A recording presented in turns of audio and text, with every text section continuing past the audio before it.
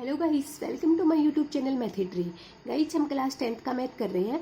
तो आज हम इसकी एक्सरसाइज 8.2 का क्वेश्चन नंबर 3 करेंगे। क्वेश्चन नंबर 2 तक हमने कर लिया है। अगर वहाँ तक आप लोगों को कुछ भी समझ में ना आया तो प्लीज़ पीछे वाली वीडियो देख लेना। और अभी हम करते हैं इसका क्वेश्चन नंबर 3। तो क्वेश्चन नंबर 3 में क्या गिवन है? इफ़ tan a + b = √3 और tan a - b = 1/√3। तो हमें a और b की वैल्यू फाइंड आउट करनी है। और जो a + b और a ये किसके a + b है ना, वो 0 डिग्री और 90 डिग्री के बीच में होना चाहिए। ठीक है, मतलब 0 डिग्री से तो बड़ा होना चाहिए और 90 डिग्री या उससे छोटा होना चाहिए। ये चीज़ हमें बता रखी है। और a है वो ग्रेटर देन b होना चाहिए। a की वैल्यू b से ग्रेटर देन होनी चाहिए। तो अगर हमारी ये वैल्यू, हम a और b की वैल्यू निकाल के देखेंगे। अगर ये निकल आती है तो ये सही है, अदरवाइज ये सही नहीं है। तो अभी हम निकालते हैं। क्या गिवन है? tan a + b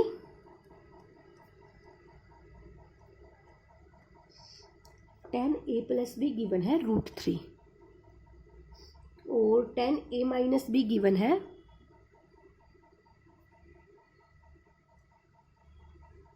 1/√3। तो सबसे पहले देखो, इस साइड 10 है, इस साइड भी 10 है। तो ये √3 और 1/√3 मतलब कौन से एंगल पे होंगे ये? 10। देखो, जो √3 होगा ना वो तो होगा 10 60 डिग्री पे, और जो 1/√3 होगा ना वो होगा 10 30 डिग्री पे। तो अभी हम क्या करेंगे? 10 a + b = इसको लिख सकते हैं 10 60 डिग्री, क्योंकि ये √3 की वैल्यू 10 60 डिग्री पे ही होती है।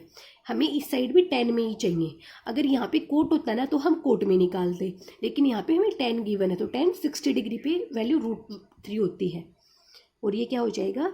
10 a - b, ये किस पे होती है? 10 30 डिग्री पे।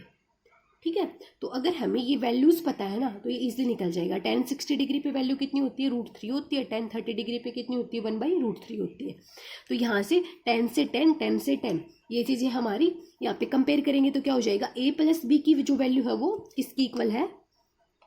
a + b = 60 डिग्री और a - b = 30 डिग्री। ठीक है, यहाँ पे इनका एंगल्स का हमने कंपेयर कर दिया। a + b की वैल्यू जो आई है वो 60 डिग्री आई है, a - b की आई है 30 डिग्री। अभी यहाँ से हम क्या करेंगे? एक प्लस में एक माइनस में पहले गिवन है तो हम डायरेक्ट इनको ऐड कर देंगे।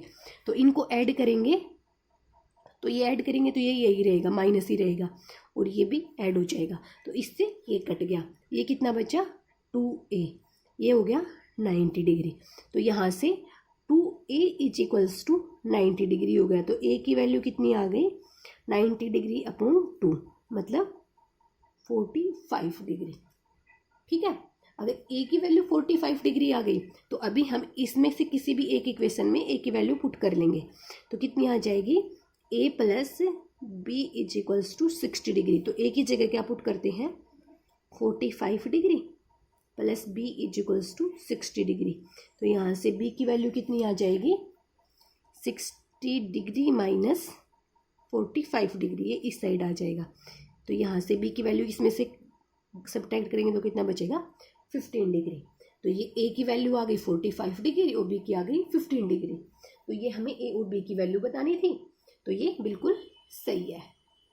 ओके, तो देखो कुछ भी नहीं था, बस हमें सीधा ही इनकी वैल्यू पता होंगी तो ये इजीली निकल जाएगा। ओके, अभी हम इसका क्वेश्चन नंबर 4 करते हैं। तो देखो 4 का फर्स्ट पार्ट, इसमें हमें क्या बताना है? ट्रू और फॉल्स बताना है। तो ये क्या है? sin a + b = क्या है? sin a + sin b, ये वैल्यू होनी चाहिए। तो ये चीज़ क्या है? क्या बता रखा है इसने? ये पूछ रखा है sin a + b = sin a + sin b, ये होनी चाहिए। तो ये बिल्कुल रोंग है। क्यों है ये रोंग?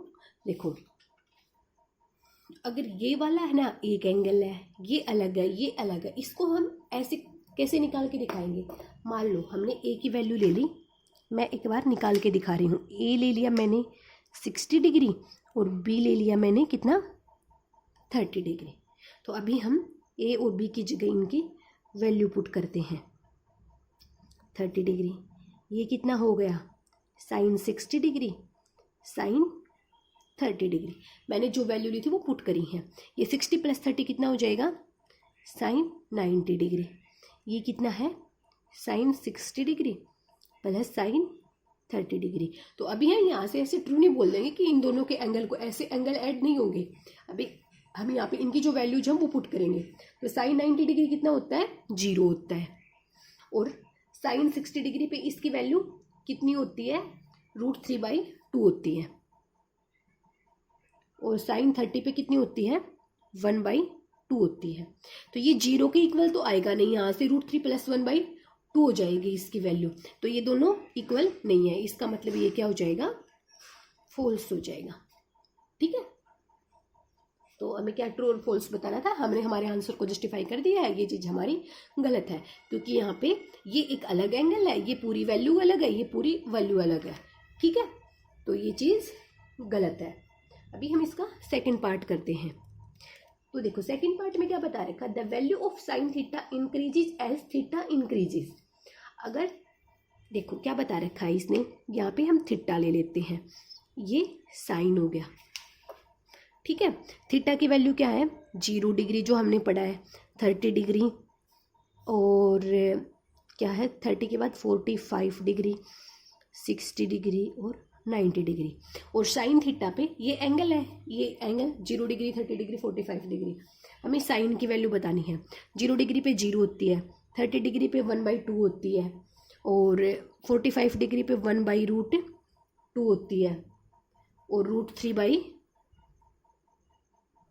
होती है और 90 डिग्री पे कितनी होती है, 1 होती है।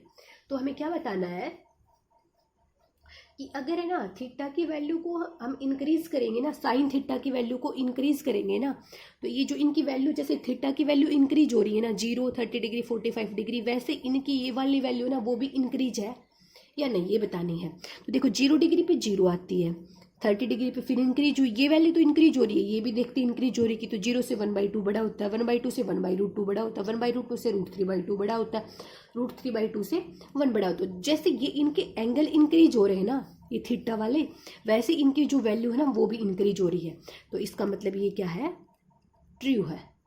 ठीक है, अभी हमें इससे नेक्स्ट क्वेश्चन में क्या बताना है, the value of cos theta increases as theta increases, कि वैल्यू को जो कोस थीटा की वैल्यू है वो भी इंक्रीज हो रही है, जैसे इसमें ऊपर वाले में बताया था। अगर थीटा की वैल्यू इंक्रीज हो रही है, वैसे कोस की थीटा की वैल्यू भी इंक्रीज हो रही है क्या, ये बताना है। तो देखो यहाँ पे ये साइन की थी, कोस की क्या होती है, हम लिख लेते हैं 0 पे 1 होती है, ये √3/2 होती है, ये 1/√2 होती है, ये 1/2 होती है और ये 0 होती है। तो देखो इसमें भी हमें वही बताना है, अगर इनकी ये वैल्यू इंक्रीज हो रही है, ये तो हो रही है, तो इसके साथ ये वैल्यू भी इंक्रीज हो रही है। तो इसमें 1, इससे ये वाली चीज़ 1 से छोटी होती है, ये इससे छोटी होती है, ये इससे छोटी होती है, ये इससे छोटी होती है, इसमें डिक्रीज हो रही है, ये इंक्रीज नहीं हो रही। तो ये क्या हो जाएगा, फॉल्स हो जाएगा। तो जो थर्ड पार्ट है वो फॉल्स हो जाएगा, क्योंकि इसमें जो थीटा की जो वैल्यू है ना वो तो इंक्रीज हो रही है, लेकिन जो कोस थीटा की जो वैल्यू आ रही है ना वो डिक्रीज हो रही है, वो इंक्रीज नहीं हो रही थीटा के साथ। तो ये क्या हो जाएगा, फॉल्स हो जाएगा। ओके, तो अभी इसने क्या बताया है आगे, 4 में क्या, sine theta is equals to cos theta for all values of theta. तो इसने फोर्थ पार्ट में क्या बता रखा है, जो साइन थीटा है ना वो कोस थीटा के इक्वल है, जितने भी एंगल है ना थीटा की, जितनी भी वैल्यूज है सब पे। तो देखो अभी यहाँ पे ही देख लो, sine theta 0 degree, cos theta पे 0 डिग्री, तो 0 डिग्री पे ये 0 है, ये 1 है, 30 पे ये 1/2 है, ये √3/2, 45 पे, सिर्फ 45 पे सेम है, बाकी में ये अलग है। तो ये क्या है, फॉल्स है, क्योंकि इसने ये पूछ रखा है कि थीटा की जो वैल्यू है ना वो इन दोनों के ऊपर सेम होनी चाहिए। Sine theta is equals to cos theta, जितनी भी ये थीटा की वैल्यू है ना सब पे इक्वल है या नहीं है, ये पूछ रखा है। तो देखो यहीं से देख ले, यहीं से पता चल जाता है, सिर्फ 45 पे तो ये दोनों सेम आ रही है, बाकी सब पे डिफरेंट आ रही है। तो ये क्या हो जाएगा, फॉल्स हो जाएगा, क्योंकि ये दोनों इक्वल नहीं है। ठीक है, अभी इसका फिफ्थ पार्ट में क्या बता रखा है, cot A is not defined for A is equals to 0। तो कोट ए जो है वो 0 पे नॉट डिफाइंड है, ये बताना है हमें। तो हमने पीछे जो टेबल की थी उसमें हमें पता है कोट ए की जो वैल्यू है, अगर वो 0 पे देखते हैं, मतलब कोट 0 पे देखते हैं, तो वो क्या होगी, इन्फिनिटी होगी। इन्फिनिटी मतलब नॉट डिफाइंड। तो ये हमने पीछे पढ़ा था, वो जो टेबल की थी उसमें कोट 0 की वैल्यू इन्फिनिटी होती है, जिसको हम डिफाइन नहीं कर सकते। तो इसका मतलब ये ट्रू है। ओके, तो ये हो गया एक्सरसाइज 8.2 का क्वेश्चन नंबर 4। ये था इस एक्सरसाइज का लास्ट क्वेश्चन। अगर यहाँ तक आप लोगों को कुछ भी समझ में ना आया हो तो प्लीज़ कमेंट सेक्शन में जाके पूछना, और अगर आप लोगों को मेरी वीडियो अच्छी लगी हो तो प्लीज़ मेरे चैनल को लाइक, शेयर एंड सब्सक्राइब जरूर करना। Okay, thank you. इसे नेक्स्ट वीडियो में हम इसे जो नेक्स्ट एक्सरसाइज है वो स्टार्ट करेंगे। ओके।